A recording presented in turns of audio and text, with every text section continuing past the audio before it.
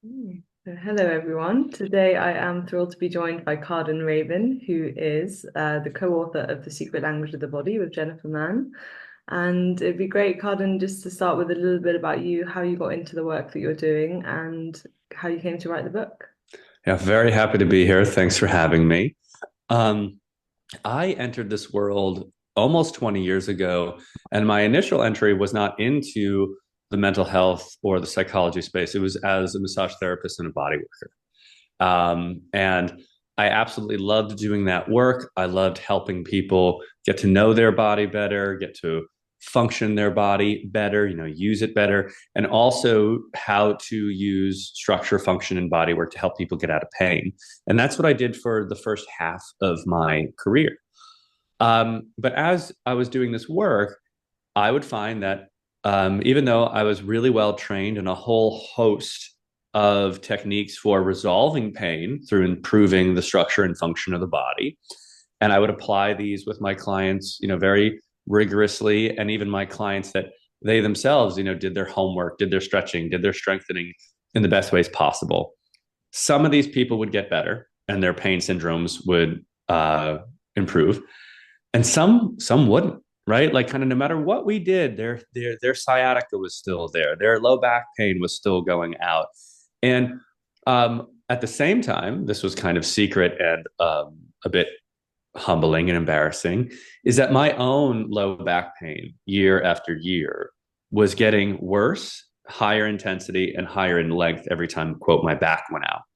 And even though, like, through Pilates, I had an abdominal wall that could stop bullets, through body work, I was so well aligned. The things that should move moved, the things that should be strong were strong.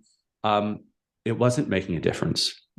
And it was in the midst of the worst experience of back pain that I ever had, where my ability to work was being compromised. I was entertaining surgery for disc issues, supposedly at L4, L5. I stumbled into a book by a famous physician named Dr. John Sarno. That book was called Healing Back Pain. And when I opened that book, and by the way, I was like very skeptical about this book. I was like, what could this teach me? I'm wicked smart and good at all this stuff.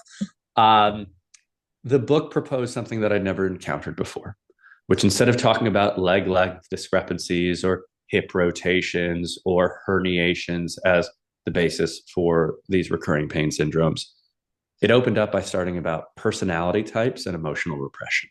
Mm. I was like, whoa, what is this? But that book fit like a glove. It's like that. It's like John Sarno had X-ray vision into my mind and my heart about what was going on in my body. Um, and so not only did this kind of more personality and a mind body diagnosis or assessment make so much more sense for what was going on for me, he also points out lots of the inconsistencies in the orthopedic model that I was using to try to solve people's pain, and kind of really showed why it's not working the way it should. That, and finally, plus the fact that after I read that book, my low back pain improved by 90% with no other intervention other than the book itself. Mm. I was exposed to a whole new world.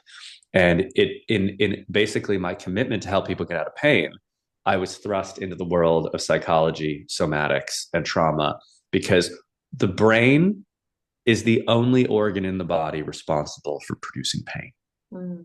Period. No other organ in your body produces pain. It's a decision made by the nervous system. Often that decision is correct, like when we burn our hands on a stove and it goes, ouch, right? But what we're seeing in chronic pain conditions and many other conditions is that these are mistakes being made by the brain. Conditioned responses, often associated with emotions and stress and trauma. And that's what I've dedicated my life to for the last 10 years. Mm. Yeah, fascinating.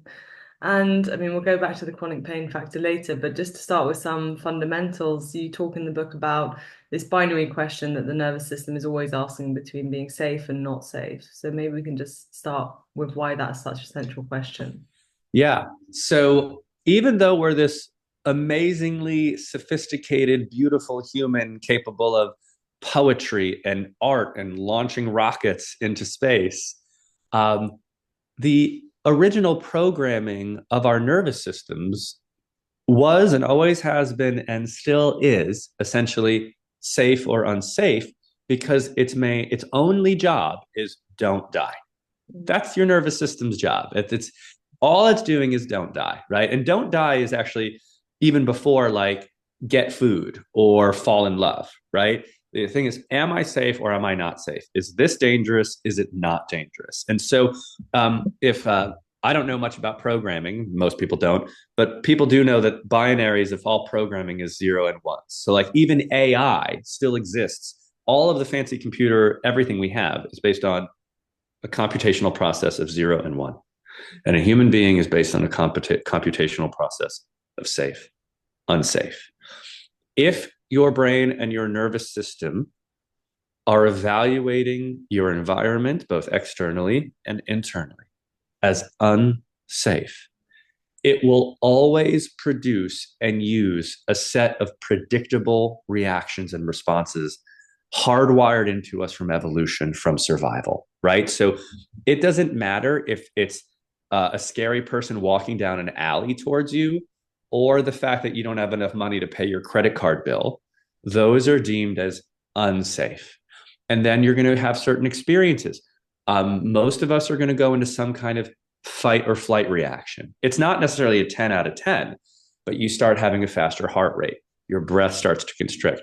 Your pupils go from wide angle to more narrow angle vision. Your adrenaline and cortisol levels might go up.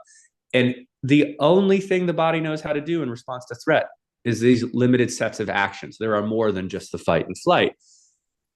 If we are not actually paying attention to those signals that we feel through our body, by the way, and we don't know how to actually then interact with the nervous system to move it from unsafe to safe, we're never going to be able to feel comfortable in our bodies.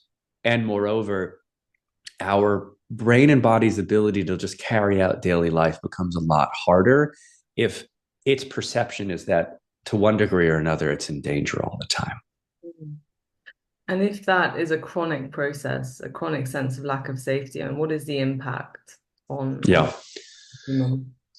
So a great way to think about this is in nature. If you can think of a deer walking in the woods, deers are very flighty animals, right? They get spooked easily. They're listening and then they'll run quickly. But even though a deer is a flighty animal, most of the time it has relaxed awareness. Those ears are doing its thing, its eyes are doing its thing while it's nibbling through the forest. It hears a twig snap or a rustle and it goes, whoo, it orients to the threat. And if it assesses it as nothing, it just goes right back to nibbling. But if it's a big bad human, right, that's tromping towards it, or some kind of threatening animal like a wolf, it's going to take off. And then it's going to either successfully escape and find safety, and within minutes, it's going to go back to nibbling again, right?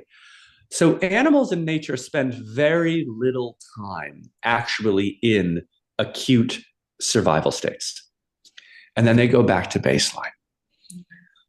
Most people suffering from both mental health issues and chronic health issues, their nervous systems have become stuck to one degree or another in that acute survival response. And I do want to say something about this, guys.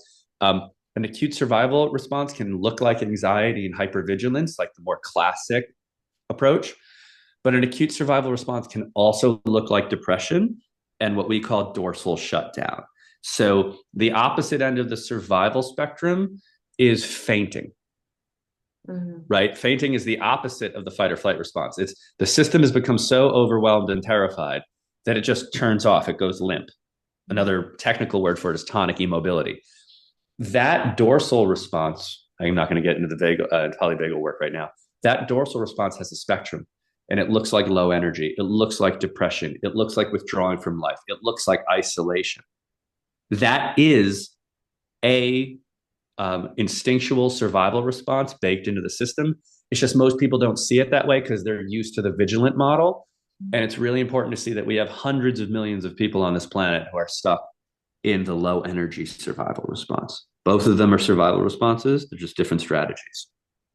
And so When you get stuck in these, I guess we'll start with this one.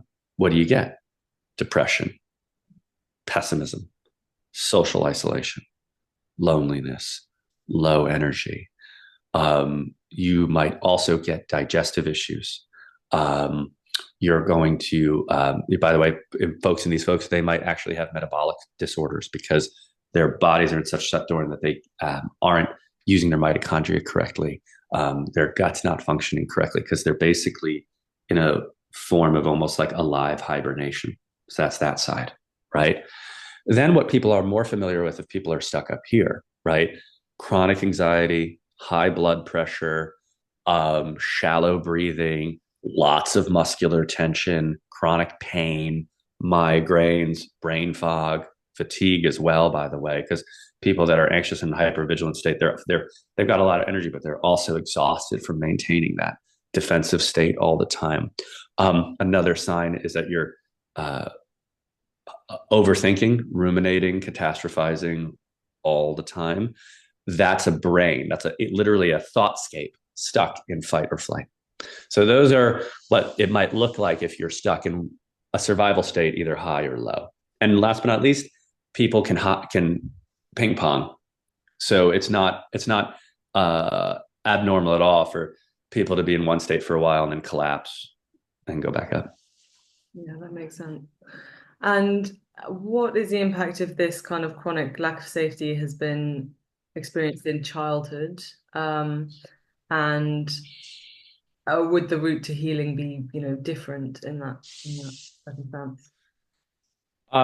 So it's a terrible cliche, but for almost everyone, it goes back to childhood. And this is not, there are exceptions to this rule, but more or less, if you look at studies of people who get PTSD from, let's say, going to war, experiencing a car accident or some other adult level traumatic incident. There are two factors that are going to decide that a couple people in that same experience, not all of them are going to get, quote, traumatized. They're all going to go through a traumatic experience. But traumatized is those folks who have symptoms afterward, both mental and physical, who have difficulty moving on after it. If you look at those people and see the folks who didn't get traumatized versus those who did, there are going to be two factors involved. The first and most important factor is that they are going to have a history of what are called ACEs, adverse childhood experiences. Those range from neglect to abuse, growing up in poverty, violent environment, parent being an addict, so on and so forth. There's a wide range of what constitutes ACEs. Witnessing domestic violence, or even just like constant arguing, marital strife, divorce, etc. When the brain and the nervous system, when we're growing up, especially from utero to 5, my analogy for it is that it's a blank vinyl record. There's no music on it yet, but there is a needle on it, and that needle, instead of playing music, is inscribing the vibrations, the music, the songs. And that becomes the foundational experiences that your brain has of what life is like and how it has to survive life or thrive in life. And so if a lot of those original tracks are adverse, negative, scary, fearful, your brain and body are from the beginning, and you're not even conscious of this because it just is, right? It's like you can't ask a fish how the water is. Your foundational nervous system is an album, a vinyl record that's playing scary, threatening music inside you all the time. It sees the world that way. It's actually disproportionately already in a dysregulated or leaning towards survival state. That same person who has ACEs, forget the traumatic experience, the person who has ACEs versus the person who doesn't have ACEs might just be, I don't know, walking around a new city. The one who has ACEs finds that experience inherently scary because their body just lives in more fear. And so newness is viewed with skepticism. Where the person who doesn't have ACEs says, this is awesome. This is wonderful. The difference is in what their childhood environments were like. So the biggest determining factor whether or not someone is going to get traumatized by an adult traumatic event is based on the quality of their childhood. The second one is how much care and connection they got during and immediately after the traumatic event. Um, but that first one's the biggest factor. So um, when people are trying to heal from these mental or physical health issues in the present, uh, it really is a multifaceted way, but it does involve learning how to become aware and regulate yourself in real time as an adult. And there's lots of skills and ways to do that. But then also that therapeutic process that you go through with a therapist, where you get to travel back in time and not only know and understand what happened in your childhood, because that's marginally useful. When you go to a therapist that has more somatic techniques and attachment training, by accessing the content from the past, the brain has this wonderful ability to sort of redo it, edit it. It doesn't get deleted or really eliminated, but that person, by sharing all really painful experiences from their childhood in the safe connection with a therapist, it allows the brain to become less activated and sensitized by wounds that happened when they were young. So we very much see it, or I very much see it, as this twofold process. It is in the present, right? And as an adult now, and we have to build up regular awareness and regulation capacity. And then that gives us the ability to start to safely go into past content.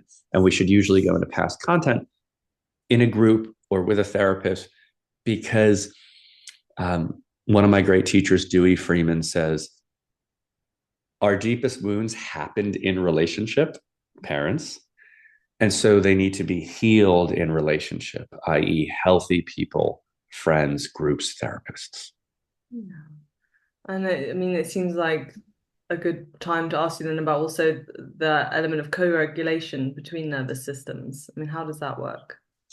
How it works is that a child, from especially from zero, from utero to two, has absolutely no capacity to regulate their own nervous system.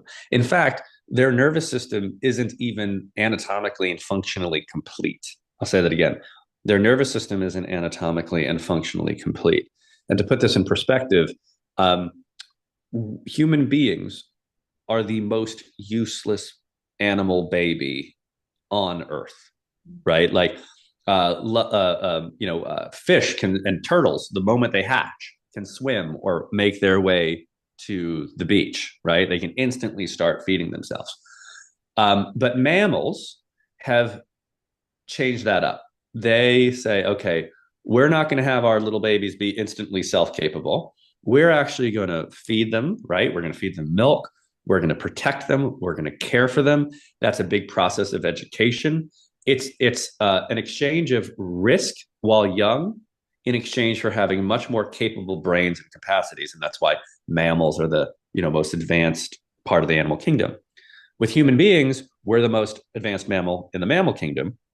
And so, whereas a horse can walk within an hour of being born and can run within a day, we're phenomenally useless for more than a year, right? And especially in the first 3 to 6 months. In fact, there's now a term called the fourth trimester, that when a baby comes out of their mother's body, what we're really trying to do is they still need a womb-like experience for the first 3 months minimum. That's why swaddling is so helpful. That's why holding, that's why connection to body. It's almost like the animal baby's not supposed to be out of the body yet, but it is. And so their nervous system doesn't know how to do anything.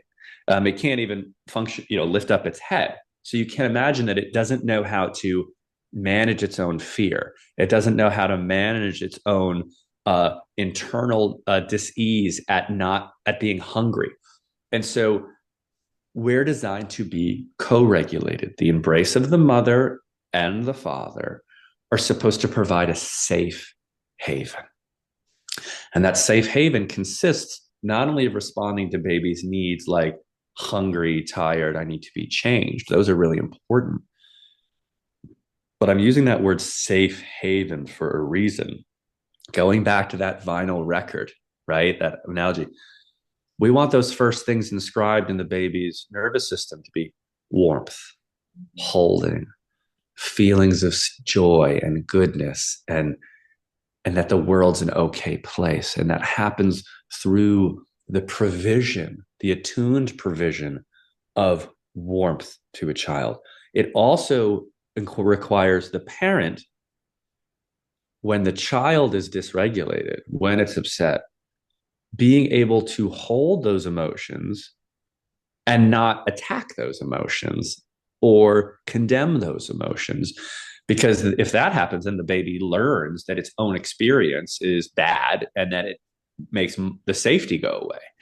So we are meant to be co regulated. Co regulated happens through touch, feeding, warmth, love, and attunement.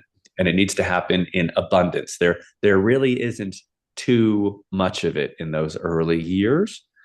You lay those things down, when the baby starts or the child starts developing its own capacity to regulate, which, by the way, takes years, right? It's not by two. It's really well into the single digits, into the teens, and then they kind of cycle through it again. But when it starts to learn to self-regulate, it learned it in a positive environment. If it learned it in a negative environment, everyone's still self-regulating eventually, right? But they might not be regulating well.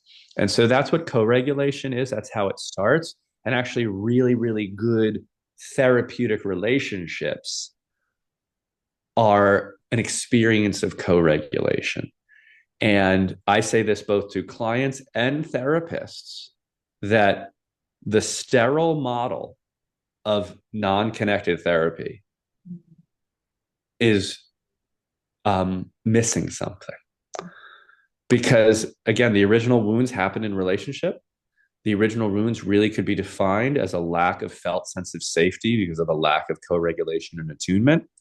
And so, although a therapist is not supposed to be our mother or father, they are supposed to be a place of a felt sense of safety, not just analysis, because that's what the more developmental parts of us need to heal. I mean, we're going way back to very early infancy here, and brings up the idea of non-verbal experiences. And if we're thinking as an adult trying to find healing, I'm thinking of people who may not even have words or memories to express what it is that feels so unsafe in their body. Is the work then also going to be non-verbal, the work of healing? Yeah, in many ways it will be. And this is, our book is called The Secret Language of the Body, as opposed to, it's not called like a bunch of nervous system biohacks. And that's for a reason. And that reason is that modern humans, especially in Western societies, have reduced language to words. Mm. When the truth is that even for everyone's daily experience, like literally moment to moment, you don't realize this, but you're actually spending most of your time both consciously and unconsciously interpreting nonverbal signals from people, right? You're looking at their facial expression. You're looking at their tone. You're looking at their body posture. You're even feeling their vibe, right? All of that is constant, ever present, deeply important, I dare say more important than language, verbal-based communication.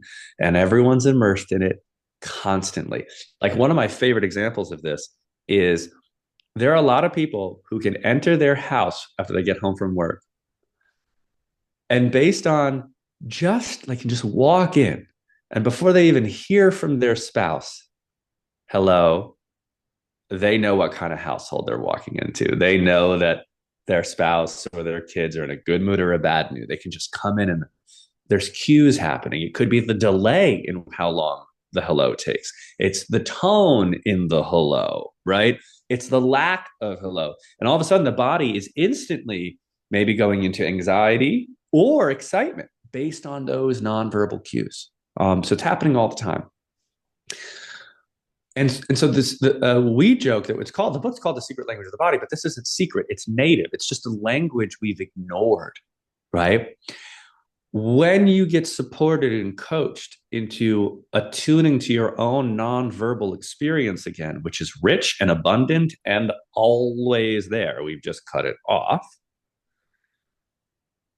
Um, I put it like this: you can go into therapeutic situations and you can maybe ask someone to, they'll tell you maybe like one memory from childhood that they have, like a narrative memory. I remember the time X, Y, and Z happened.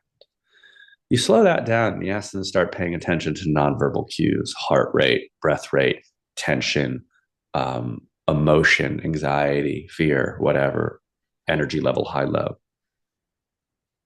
In a very short order, what we call implicit memory shows up.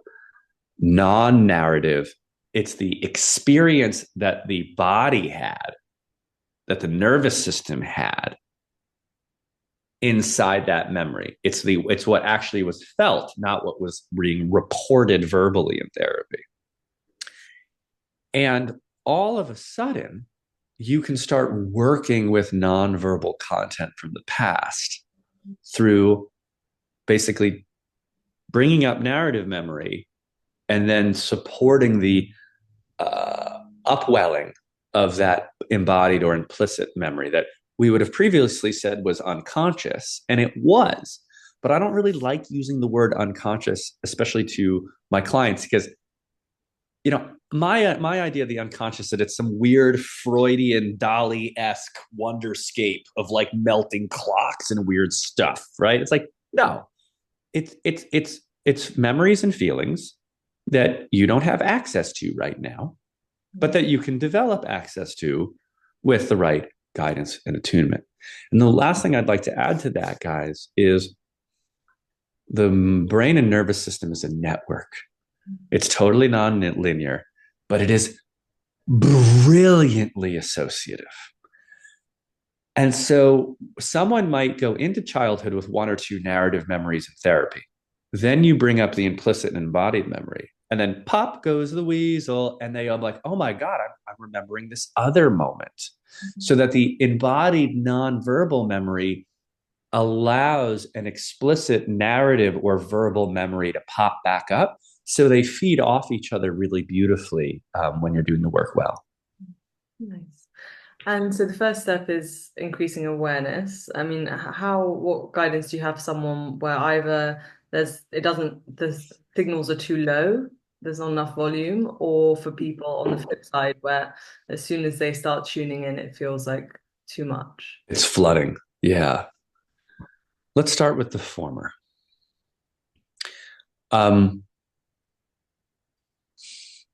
Embodied practices ranging from yoga. I love guided yoga nidra stuff, and there's all sorts of free stuff on that on YouTube. Let's just start with totally free stuff. You can go on YouTube and you can see guided yoga nidra. You can get guided somatic tracking practices. You can get meditations that put you through different parts of your bodies. You can also decide simply to tune in to an area of your body. Let's say I love people starting with their chest or their chest area because that's heart and breath. Mm-hmm. And you can close your eyes, tune into those areas, and simply think about a mildly triggering experience in your life, like getting stuck in traffic or someone not returning your phone call after a couple of days. And spend your time noticing how your body responds to when you think about that. Mm-hmm. And by the way, it will be undeniable. You'll feel your breath tighten. You'll feel your heart rate go up. You also, if you pay attention a little bit longer, I'd love to always ask myself, what's the mood of my body right now? I like to sometimes pretend that it's a Pixar character, right? Like in Inside Out or something. And then that helps me, because I'm a very typically mental cognitive person, it helps me associate into my body. And it's like, whoa, wow. In relationship to that phone call not being returned, not only did I feel that tightness in my chest, but when I imagine my chest and the feelings I'm having as a Pixar character, wow, I feel really alone. I didn't realize that. I wasn't noticing that. I was up in my head being like, why didn't they call? Why didn't they call? Why didn't they call? Why didn't they call back? What did I do wrong? Right. That's the cognitive distraction. That's the brain process, the mind process. But when you go into your body, you get into your feeling process and you're like, oh, my brain's in overdrive right now because I feel both lonely and afraid. Whoa, that's the experience driving this. So the way in is through embodied practices of a variety of kinds. Again, there's lots of free resources to that. That's what our book was written and built to do. And even on Instagram, there's tons of people leading small somatic practices. So that's what I do for the underfeelers. For the people that get flooded, I would say those folks need a couple things. First is they're the ones who need therapeutic support, perhaps even more, because they need another person and another nervous system that really knows how to accommodate someone's big emotions and make them feel safe to be there. That helps big time because that's what was supposed to happen when we were kids. But usually for these people that have these issues, that was absent. It was often neglect or shut down from parents. Their big emotions were actually really dangerous to feel. So having a therapeutic guide can be really, really, really important. Also, group therapy can be really helpful because when you feel like you have a group of people compassionately, intentionally holding space for you, it can be easier to experience your big emotions. And then the other thing that I would suggest for folks who get flooded is to research various somatic techniques that involve grounding, that involve the hips, the pelvis, the legs, even things like qigong that sort of center and move energy. When you can help the nervous system find grounding and regulation, it can allow you to access bigger emotional experiences without getting completely blown out of the water. And I think the last thing I'd say is you can take tiny dips. Like, I want to feel a little bit, start to feel. And then, by the way, if you open your eyes, if you shake your body a little bit, if you stamp your feet, you can bring yourself out of those experiences. They don't always have to flood you. So, those would just be some go to ideas. Thank you. And you make the distinction in the book between asking what rather than asking why. And why is that distinction, asking why? Why is that distinction so important? If I love, I think you're the only person who's ever asked that question. So kudos to you. Yay. um, what is a question that involves objective curiosity and information gathering, right?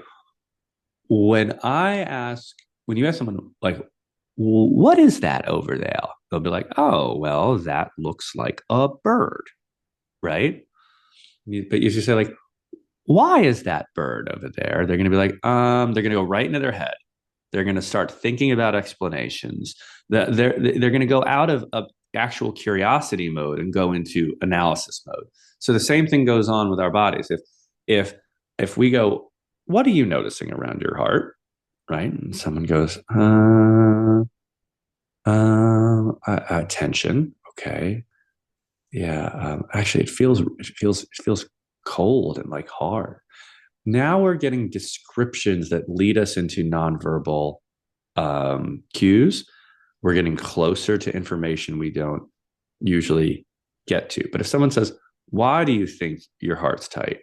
They're going to pull out of their body. Their eyes are going to go up, by the way. And they're going to be like, I guess it's that thing that happened at work.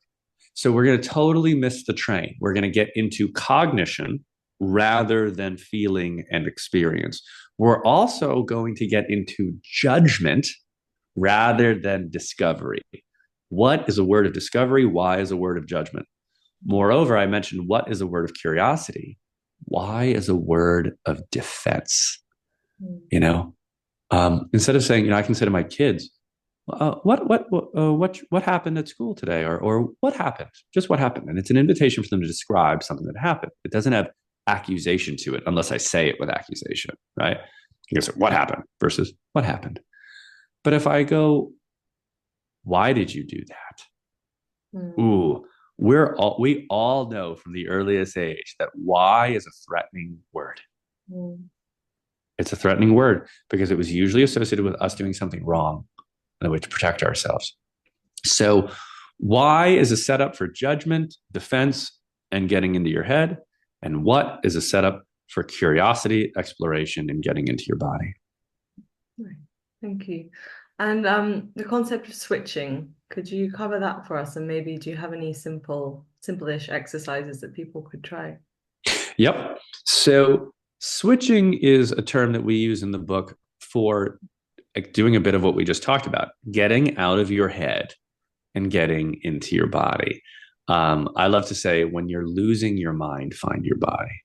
And I think most people can relate to getting stuck in a rumination cycle, an overthinking cycle,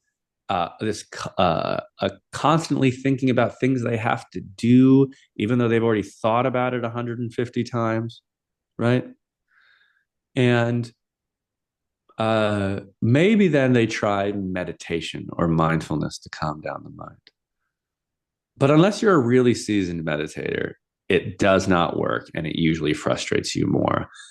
And it's because you're trying to use the mind, which is already going wild, to calm the mind. It's not going to work, or it's not going to work for most of us. Instead, if we're able to get the brain and the nervous system to shift its attention into the body, it will interrupt the kind of cognitive merry-go-round and allow you to access some relief and regulation. So, the simplest thing that a lot of people already know about around this is that when they're stuck in their head, they'll be like, they'll instinctively do something like, I just need to take a walk, right? Or I need to go to the gym, or I'm going to go for a run. So a lot of people have unconsciously and intuitively already do a kind of a non-intentional form of switching because they know that something physical is going to help them get out of their head. And so we offer a lot of techniques for this, but one that can be just amazingly simple is, if you are stuck in your head, to lean against the wall in a push-up position, ever so gently bend your elbows so that it becomes challenging, and focus on that experience of a push-up or kind of a plank action against the wall. And we invite you to put all your attention there for 30 seconds. And then you release. You stand. You'll almost always find that you spontaneously take a nice down regulating deep breath. You feel your body. And on a percentage scale, that exercise alone might lower your mental activity by 30 to 40%. We're switching out of cognitive activity and into physical or somatic activity and attention. And you can do that 2 or 3 times. Also, if you like a little bit, if you need a little more physical stimulus or you're strong, you can do it in a full push-up position. But something as little as that can take the juice out of what's fueling your mental ruminating and anxiety and calm you down. By the way, after that, if you do have a mindfulness practice of some kind, you will find meditating infinitely easier and more accessible after a brief round of physical exercises. But again, the really important thing, and this is part of the skill, is to also place your attention on what you're doing. So, like holding the plank and still thinking about the groceries you have to buy for the holidays is not as helpful. You want to try to train your attention into the body experience. And so we have dozens of those practices, but switching is about getting out of the mind and into the body in order to help the mind regulate. Mhm, mhm. Thank you. And another thing you speak about in the book is the idea of the observing self and the role that that plays in regulating our nervous system. Could you touch a bit on that? Yeah. So the observing self is a phenomenon that is used in every form of therapy, even if it has nothing somatic about it, right? Whenever a therapist will ask someone, so why do you think you did that? You know what I mean? Or how do you feel about X? when we are asking someone to basically self-reflect, that's the initiation of an observing self process. Um, Observing self in its ideal form is also curious. It's an anthropologist or an investigator. Um, it's trying to actually observe why we are the way we are. And it's a really useful component of all forms of therapy. Now, what happens in folks who especially have anxiety conditions and they're very much in their head, their observing self, their observing ego is not very neutral. It's not very spaced out. It's basically they've kind of got they've got an inner critic really instead of an observing self. And so working on skills that help you develop preferably an observing self that's compassionate and has a little distance from you, is not sort of, in a way, it's free of your own drama. This becomes a really necessary tool to make any meaningful self improvement or therapeutic work. And as that observing self really skill or part of us can be nurtured, practiced, grown, both through all sorts of self practices, ranging from meditation to neurolinguistic programming and different stuff that we teach, to classic mindfulness stuff, and the support of a therapist, which can also be really helpful. It then becomes your greatest ally in then trying to not only reflect back, but initiate internal change. It becomes sort of the ref, right? Your observing self becomes the awareness that can see yourself doing inner critic in a really cruel way and step in and go, no, stop. We don't do this anymore, right? Or, oh, we see ourselves going in inner critic. We know we do inner critic when there's something inside of us that we're not feeling that's really hurting. Let's go look for that and do some somatic work or some regulatory work. The inner critic, sorry, the observing self is the one who can, after you have a big blowout with someone you love, all your other parts are either justifying yourself, right, and making the other person wrong, or you might have another inner critic that's telling you how much of a terrible person you were for the way you acted. But the observing self is the one that says, whoa, this is indicative that there's something else going on inside of us that needs help, or something's out of whack. And it might be the one that says, we need to read about this, or we need to go talk to our therapist about this. So the observing self is, we all have it. We have it to different capacities. It's a skill that can and needs to be grown, and it becomes really our greatest healing ally. Yeah. We're coming to the end of our time together, sadly, but just to go back to your kind of roots of body work, I mean, what have you learnt about chronic conditions like chronic fatigue and chronic pain since you Yeah. your repertoire? So it's really remarkable, both one, the absolute central role that your brain and nervous system plays in all health conditions. Really, I'm literally going to say all health conditions other than ones that have like an obvious mechanism of injury. So, what do I mean by that? And it's involved in these two. But like, if you get cut, okay, like if you literally get a cut, that's a cut. It's an acute injury. Your body's going to scab over and heal it. If you get a serious infection or food poisoning, right, your body's going to, feel really bad, but it's going to get over it and heal it. If you get a broken bone and you have pain, that makes sense, but it's going to get over it. It's going to heal it. But when any of those things lead to chronic pain, or when the stomach bug leads to all of a sudden IBS, and then IBS leads to food restrictions, you've moved out of a simplistic model of it was the thing that happened to me that caused what caused X. And now you've moved into the zone of my condition is chronic and my brain and nervous system are absolutely involved and involved in a primary way. I'll talk about chronic fatigue syndrome for a moment. The standard of care for chronic fatigue syndrome across the world, but especially in the UK, doesn't work. Mm. It doesn't. I've never met a single person who has gone through basically graded exercise therapy and recovered from chronic fatigue syndrome because it doesn't work. And they advocate management for it, and they say it's a lifestyle you have to adapt to. And they have all sorts of reasons that have no basis in science, like there's something wrong with your mitochondria, or we just don't know, or it has something to do with the virus. Like there's never a good reason, right? They'll say you have adrenal fatigue, but these are all just terms bandied about that, by the way, don't result in recovery. From the nervous system perspective, chronic fatigue makes perfect sense. When a person has been in a dysregulated state for an extended period of time, and usually all of these people have some degree of attachment injuries, ACEs, or childhood traumas, which have put their nervous system, what I call, on a war footing for most of their life, right? And we know that if a nation or a country is at war, it's extraordinarily expensive and it's extraordinarily depleting of their resources, right? And extremely hard on the entire populace. This is what's going on in entire mind, body, and every organ system when you're in that state. Excuse me. And a nervous system can only maintain what I call an active survival response, one based around anxiety, fight, flight, push, repression, activity, go, right? The I need to, I have to, the push. It can only maintain that for a certain period of time, which can be decades for a lot of people.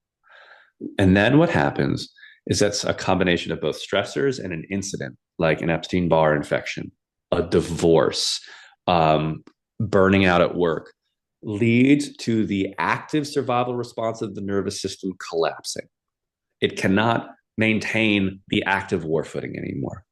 And when it collapses, this is what we touched on in the beginning, it chooses the only survival response still available to it, which is mediated by the dorsal vagus nerve. And it's associated with that ancient survival response of essentially shutdown, fainting, immobility, depression, and what we generally call the energy conservation mode. And then people get stuck. Their nervous system gets stuck in that dorsal vagal energy conservation state. And in fact, the reason why the graded exercise therapy doesn't work is that if you're not learning how to regulate a nervous system, when you then try to make that regulated nervous system, that CFS nervous system, try to do activity, which is sympathetic, which is of the fight flight nature, it's like, no, no, no, no, no, no. I was doing this for 40 years. This is dangerous. And it collapses even harder. So when it tries to push up against activity, it implodes and goes back down to where it feels awful but safe, which is in the dorsal state. When we work with people and we work with their brain or nervous system and somatically, we gently and deliberately not only teach them how to regulate so that they feel safe, but then we don't exercise them. We retrain their nervous system that sympathetic activity isn't dangerous. And then all of a sudden they recover from CFS because we worked on what the origin of the problem was, which is the brain and the nervous system trauma and dysregulation, and very logical choices it's making. Those choices aren't working, but it's making them. So I know we only have time, so I'll wrap up with the CFS there. Pain operates on a similar but different paradigm. But I'll just simply say for anyone listening, if you've been doing the medical approach, if you've been doing the functional nutritional approach, if you've been doing the exercise approach, right? If you've gone to therapy, but you're still not getting these results, really explore a nervous system centered modality to complement what you're already doing. Our book is a great place to start. But there are more and more people sharing this knowledge and showing people the way out. Yeah, thank you. And last one from you. I mean, what has surprised you the most about this work?